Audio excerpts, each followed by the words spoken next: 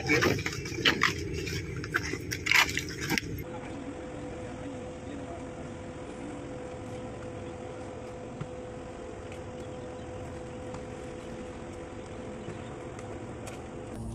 আমরা বলেছিলাম যে গোল ভর্তি সিলিন্ডার নিয়ে কিন্তু মোহনবাগানের বিরুদ্ধে নামবে ইস্টবেঙ্গল এবং ডুরান্ড কাপের কোয়ার্টার ফাইনালে টিকিটের যা চাহিদা তা ইতিমধ্যেই আকাশ ছোঁয়া। ইতিমধ্যেই অনলাইনে যেভাবে 2 মিনিটের মধ্যেই শেষ হয়ে যাচ্ছে তা নিয়ে অনেক বিতর্ক, অনেক কিছু রয়েছে। সেসব বিষয়ে তো অবশ্যই থাকবে, কিন্তু তার সাথে সাথে ইস্টবেঙ্গল দল তারা কিভাবে প্রস্তুতি নিচ্ছে মোহনবাগানের বিরুদ্ধে সেটা নিয়ে আমরা রেগুলার আসছি নিউ টাউনের সেন্টার অফ এক্সেলেন্সে, যেখানে ইস্টবেঙ্গল দল তারা অনুশীলন করছে। এবং নিঃসন্দেহে যেটা বলা যায়, গোল ভর্তি সিলিন্ডার যেটা সবথেকে বেশি ইম্পর্টেন্ট ইস্টবেঙ্গলের জন্য, এই গোল ভর্তি সিলিন্ডারটা ভরার ক্ষেত্রে যে সিলিন্ডারের যে অক্সিজেন, সেই অক্সিজেনটা কিন্তু প্রোভাইড করেন মিডফিল্ডাররা। মাঝমাঠটা এবারে ইস্টবেঙ্গল দলের যে শক্তিটা বেড়েছে সেটা নিঃসন্দেহেই বলা যায়। ইতিমধ্যে জিকসন সিং এবং তার সাথে সাথে সৌভিক চক্রবর্তীরা ছিলেনই, সল ক্রেসপো ছিলেন এবং তার সাথে এবার জুড়েছেন মিগুয়েল ফিগুয়েরা এবং মোহাম্মদ রশিদ। এবং এই দুই ফুটবলার যেভাবে ডুরান্ড কাপে প্রথম 3টি গ্রুপ পর্বের ম্যাচে নজর কেড়েছেন, বিশেষ করে মিগুয়েল শেষ 2টো ম্যাচে খেলেছেন, প্রথম ম্যাচটা তিনি খেলতে পারেননি, এবং রশিদ 3টে ম্যাচেই যেভাবে নজর কেড়েছেন, নিঃসন্দেহে আমরা বলতেই পারি যে এই জুটির ওপরই ভরসা রেখে বাগান দখলের পরিকল্পনা করছে ইস্টবেঙ্গল। কিন্তু সব শেষে কিন্তু ছকটাই আসল, কারণ অস্কার ব্রুজোর যেটা চিরাচরিত ছক হিসেবে আমরা জানি যে 4-2-3-1, এই ছকের মধ্যে দাঁড়িয়ে ইস্টবেঙ্গল দল তারা কিভাবে তাদের একাদশ সাজাবে এবং তার সাথে সাথে মোহনবাগানের যে লাইন আপ, বিশেষ করে যেটা আমরা শুনতে পাচ্ছি, যেটা আমরা জানতে পারছি যে জেমি ম্যাকলারেন এবং জেসন কামিংস তারা শুরু করতে পারেন, সেক্ষেত্রে লিস্টন কোলাসো এবং আরেক প্রান্তে সাহাল আব্দুল সামাদকে খেলিয়ে নিজেদের শক্তিটাকে আরও বাড়িয়ে নিচ্ছে। অর্থাৎ এই 4 জন ফুটবলারকে আটকাতে ইস্টবেঙ্গল দল তারা কি ছকে নামবে, সেইটা হচ্ছে সবথেকে ইম্পর্টেন্ট বিষয়, যেটা এই দিনে অনুশীলনে আজকে মূলত দেখা গেল যে অস্কার ব্রুজো তিনি তার 3 বিদেশি মিডফিল্ডার খেলানোর ছকে কিন্তু বেশ বদ্ধপরিকর, সেটা কিন্তু খুব স্পষ্ট। অর্থাৎ মিগুয়েল ফিগুয়েরা, সল ক্রেসপো এবং মোহাম্মদ রশিদ, এই 3 জন ফুটবলারকে একসাথে খেলিয়ে দেখার চেষ্টা করছেন অস্কার ব্রুজো। কিন্তু এই 3 বিদেশি মিডফিল্ডার খেলালে কি হবে, সেক্ষেত্রে আপনাকে ডিফেন্সে একটা অল ইন্ডিয়ান ডিফেন্স খেলাতে হতে হবে।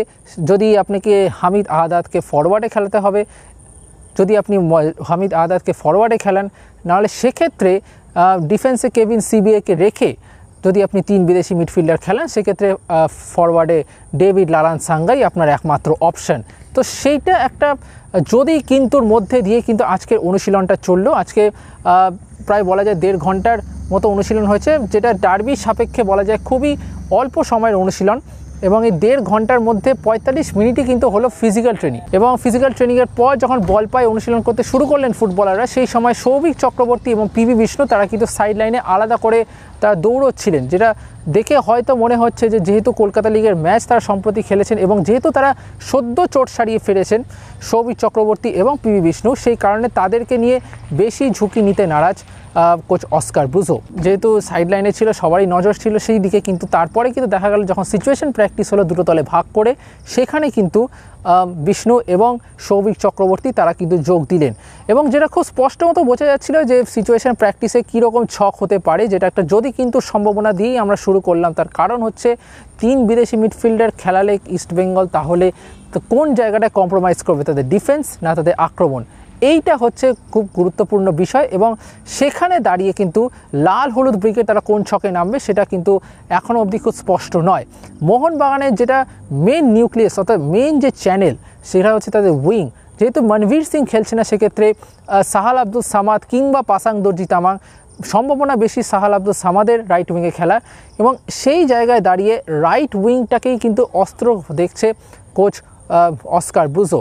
যেহেতু রাইট ব্যাকে খেলছেন আশিস রায়, খুব একটা যে এফেক্টিভ ডিফেন্সিভলি সেটাও নয়, সুতরাং ডান দিকটা তার কাছে কিন্তু খুব গুরুত্বপূর্ণ। এবং এই জায়গায় দাঁড়িয়ে তার কাছে বিপিন সিং রয়েছে এক প্রান্তে এডমন্ড লালরেন্ডিকা রয়েছেন। সুতরাং এই 2 মিডফিল্ডার, এই 2 উইঙ্গার, তারা যে ঝড় তুলবে মোহনবাগানের রক্ষণে সেটা কিন্তু বলাই যায়। এখন সমস্যা এটাই যে আলবার্তো রড্রিগেজ এবং টম অলড্রেজ যদি মোহনবাগানের হয়ে তারা শুরু করেন, সেক্ষেত্রে কিন্তু আক্রমণে অবশ্যই একজন দীর্ঘদেহী চেহারার ফরওয়ার্ড অবশ্যই প্রয়োজন, এবং সেক্ষেত্রে হামিদের যে চেহারা এবং তার সাথে তার যে গতি সেইটা অবশ্যই গুরুত্বপূর্ণ হবে। কিন্তু তার সাথে সাথে জেমি ম্যাকলারেন এবং জেসন কামিন্সকে আটকানোর জন্য আনোয়ারের পাশে একজন ভরসাযোগ্য ডিফেন্ডার দরকার।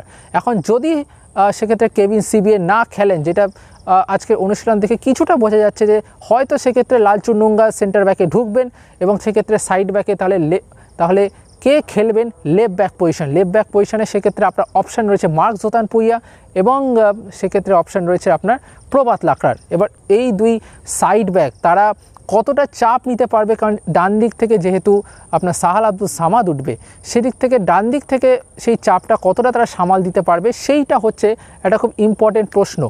এই সমস্ত ছক নিয়েই কিন্তু অস্কার ব্রুজো তিনি তার অনুশীলনটা কন্টিনিউ রেখেছেন, এবং কন্টিনিউ রাখতে অবশ্যই তিনি প্রয়োজন মনে করছেন যে জিকসন সিংকেও তিনি তৈরি রাখছেন, কারণ যদি সেক্ষেত্রে তার 3 বিদেশি মিডফিল্ডার তিনি ছকটা না খেলান, সেক্ষেত্রে কিন্তু জিকসন সিংও মোহাম্মদ রশিদের পাশে থেকে শুরু করতে পারেন। সেক্ষেত্রে তার ডিফেন্সে কেভিন সিবিএ এবং আক্রমণে হামিদ আহাদাদ, এই দুজনকেই তিনি শুরু করাতে পারবেন।